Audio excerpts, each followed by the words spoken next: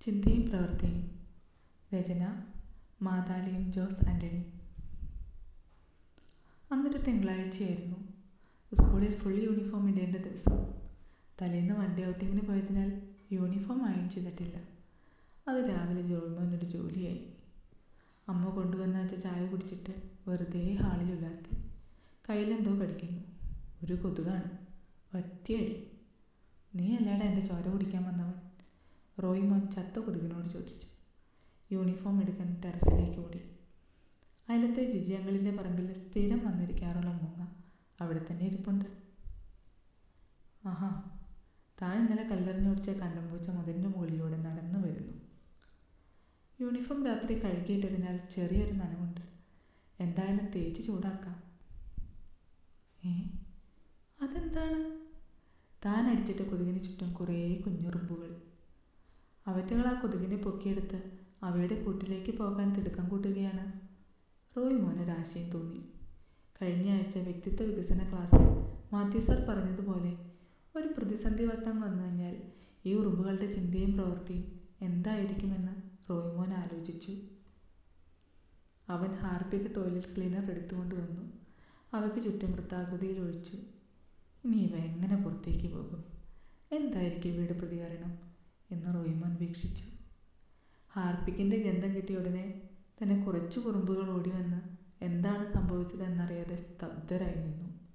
അപകടം മണത്തറിഞ്ഞ ചിലർ എത്രയും പെട്ടെന്ന് നീന്തി രക്ഷപ്പെടാം എന്ന ഉദ്ദേശത്തോടെ ദ്രാവകത്തിലേക്ക് ചാടിയിറങ്ങുകയും കാലപുരി പ്രാപിക്കുകയും ചെയ്തു. പിന്നെയും കുറച്ച് പേർ എഴുന്നേറ്റ് നിൽക്കുകയും ഉച്ചത്തിൽ വിലപിക്കുകയും തിരിച്ചോടിച്ചെന്ന് കൂട്ടുകാരോട് എന്തൊക്കെയോ പറയുകയും ചെയ്യുന്നത് കണ്ടു. മറ്റു ചിലരാകട്ടെ ഇതൊന്നും ശ്രദ്ധിക്കാതെ കൊതുകിനെ ആമാശയത്തിലാക്കാൻ മാത്രം വ്യഗ്രത കാണിക്കുന്നു. വേറെ ചിലർ ഓടിപ്പോകുകയും തിരിച്ചു വന്ന് ഭക്ഷണം അകത്താക്കുകയും ചെയ്യുന്നു. ഓഹ്, സമയമാകുന്നു. യൂണിഫോം അയൺ ചെയ്തിട്ടില്ല. അച്ഛനെ സഹായത്തിന് വിളിക്കാം. റോയ്മൻ ബാത്റൂമിൽ പോയി തിരിച്ചു വന്ന് സ്കൂളിൽ പോകാൻ തയ്യാറായി.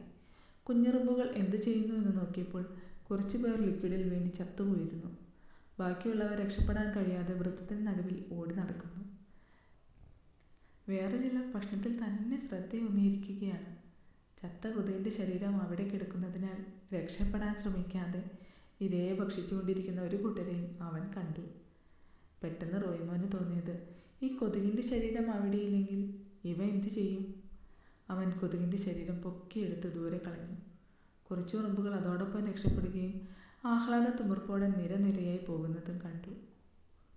സ്കൂളിൽ പോകാൻ സമയമായതിനാൽ അവന് സ്കൂളിൽ പോകുകയും ഈ സംഭവം പഠനാന്തരീക്ഷത്തിൽ മറക്കുകയും ചെയ്തു. വൈകിട്ട് സ്കൂൾ വിട്ട് വരികയായിരുന്ന റോയ്മോൻ്റെ മനസ്സിൽ കുഞ്ഞുറുമ്പുകളുടെ കാര്യം ഓർമ്മ വന്നു. വീട്ടിലെത്തിയ ഉടനെ അവൻ കുഞ്ഞുറുമ്പുകളെ കാണാൻ ഓടി. ഹാളിലെത്തുകയും അവ എന്താണ് ചെയ്യുന്നത് എന്നറിയാനുള്ള ആകാംക്ഷ റോയ്മോനിൽ വർദ്ധിക്കുകയും ചെയ്തു. കൊതുകിൻ്റെ ശരീരം അവിടെ ഉണ്ടായിരുന്നപ്പോൾ ചിലവയെങ്കിലും സ്വന്തം ജീവൻ അപകടത്തിലാണെന്ന് പോലും ചിന്തിക്കാതെ ഭക്ഷണത്തിൽ തന്നെ ശ്രദ്ധ കേന്ദ്രീകരിച്ചു. എന്നാൽ ഇപ്പോൾ ആ ഭക്ഷണപദാർത്ഥം കൂടി നഷ്ടപ്പെട്ടപ്പോൾ ഇത്തരണത്തിൽ ജീവൻ നഷ്ടപ്പെടുമോ എന്ന പ്രതിസന്ധിയിൽ അവറ്റകൾ വൃത്തത്തിനൊത്ത നടുവിൽ ഒത്തുചേർന്ന് രണ്ട് കൈകളും മുകളിലേക്ക് ഉയർത്തി വിലപിക്കുന്നത് പോലെയാണ് റോയ്മോന് തോന്നിയത്. മനുഷ്യനായാലും ഉറുമ്പുകളായാലും ജീവജാലങ്ങൾ ഏതു തന്നെയായാലും പ്രതിസന്ധി ഘട്ടത്തിൽ ഒത്തൊരുമിച്ച് നിൽക്കുകയും തങ്ങളെ ഈ വിപത്തിൽ നിന്നും രക്ഷിക്കാൻ കെൽപ്പുള്ള ഒരാളെ സങ്കല്പത്തിലെങ്കിലും കാണുകയും ചെയ്യുന്നു എന്ന ചിന്ത അവനെ ഈശ്വരൻ എന്ന സനാതന സത്യത്തിലേക്ക് കൂട്ടിക്കൊണ്ടുവന്നു. ജീവന്റെ വില എന്താണെന്ന് റോയ്മോൻ ഒരു നിമിഷം ചിന്തിച്ചു. അവൻ്റെ മനസ്സ് ദുഃഖഭാരത്താൽ താഴ്ന്നു.